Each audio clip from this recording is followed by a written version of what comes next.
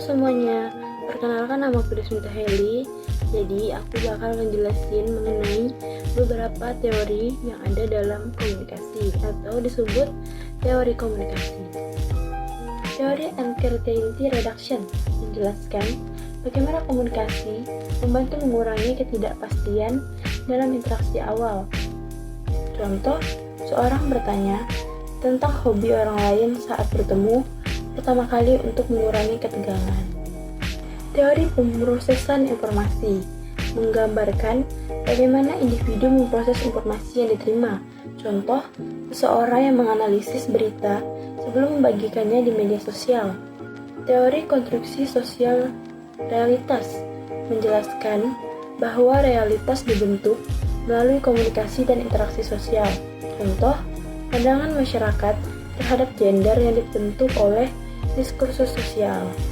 Teori relasional fokus pada bagaimana hubungan mempengaruhi komunikasi. Contoh, cara komunikasi antara atasan dan bawahan berbeda dibandingkan dengan komunikasi antar teman. Teori interaksi simbolik menekankan bahwa makna dibangun melalui interaksi sosial. Contoh, simbol bendera yang memiliki makna berbeda bagi berbagai kelompok. Teori difusi inovasi menjelaskan bagaimana ide dan teknologi menyebar dalam masyarakat. Contoh, penggunaan smartphone yang semakin populer di kalangan masyarakat. Teori komunikasi massa mempelajari bagaimana media massa mempengaruhi masyarakat. Contoh, film yang mempengaruhi persepsi sosial terhadap suatu budaya. Teori riset komunikasi menekankan pentingnya penelitian dalam memahami komunikasi. Contoh, survei untuk mengetahui pengaruh iklan terhadap perilaku konsumen. Teori penetrasi sosial menggambarkan bagaimana kedalaman komunikasi meningkat seiring waktu.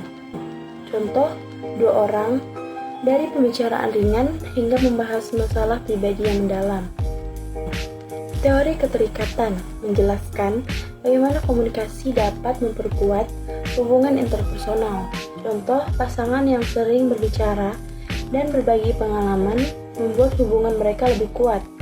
Teori spiral kesunyian menjelaskan bagaimana individu cenderung menyembunyikan pendapat jika mereka merasa tidak populer.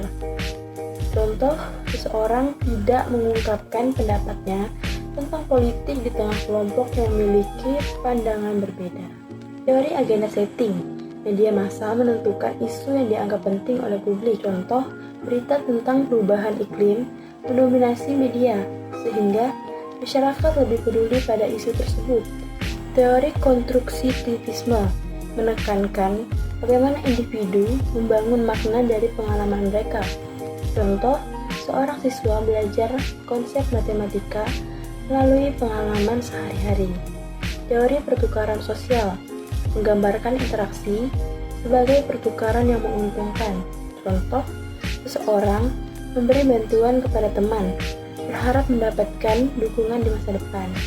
Teori komunikasi interpersonal mempelajari interaksi antara individu. Contoh, diskusi dua orang tentang masalah pribadi. Sekian penjelasan saya mengenai beberapa teori komunikasi. Sekian, terima kasih.